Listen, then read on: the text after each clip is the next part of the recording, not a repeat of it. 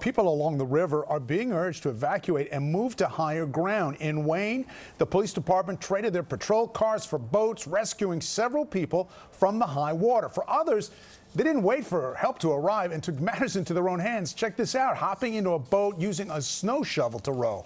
Well, similar scenes played out in Patterson. At one point today, first responders had to carry a stretcher over the water to help a person during a medical emergency. You can see just how high the water levels are right now at Patterson's Great Falls. An emergency declaration is still in effect in Patterson, but at this point, schools will reopen tomorrow. Now, the view from Newscopter 7 captures the widespread damage. Look at this. In this video from Little Falls, it's hard to see where the river ends and residential streets begin. The entire area underwater. We have several reports this afternoon from some of the hardest hit areas, and we're going to begin with New Jersey reporter Toni Yates. She's live in Wayne. Toni.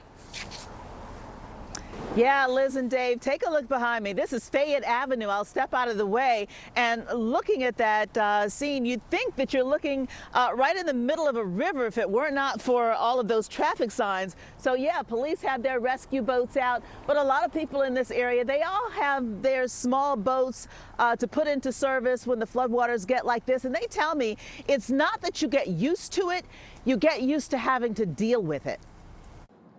This is how we ran into Muga and Barris Ozturk. Their Fayette Avenue area home sits between two rivers, and this is what it looks like when their waters meet.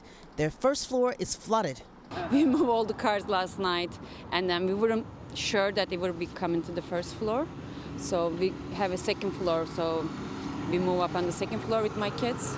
But this morning, everywhere was flooded, so we just moved to the hotel. It's going to take 5 days to water the receipt, and then we're going to have to fix the houses. We're going to be out of the houses months. They say they still feel lucky. Bears climbed up to the roof last night, scanning the neighborhood to see a neighbor's house on fire, fully engulfed.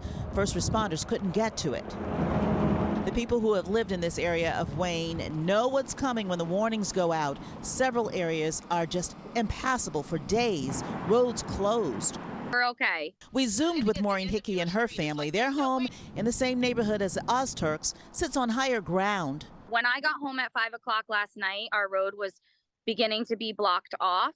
This is our house here, and then we had to move our cars up.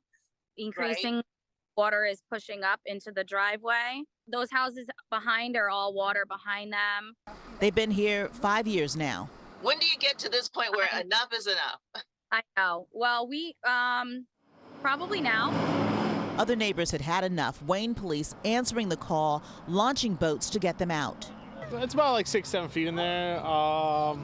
Luckily, we're fine. It's a flood zone, so we're like used to it. We usually got about a foot or so, but never this bad. The Ozturks told us they'd be happy to leave if the government gave them a fair price for their land so that they could afford to let it go. We've been here 33 years. Right? Aren't you tired of it? I am. I got to get out of here.